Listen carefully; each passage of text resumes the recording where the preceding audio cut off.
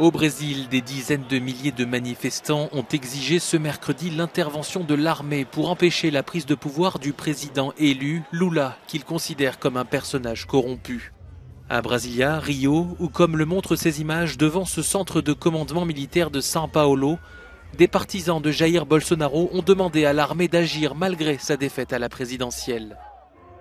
Dans l'ensemble du pays, environ 150 axes routiers importants étaient toujours bloqués ce mercredi par des supporters du président d'extrême droite, créant des difficultés d'approvisionnement de biens et de produits alimentaires dans 70% des supermarchés du pays, selon un média local.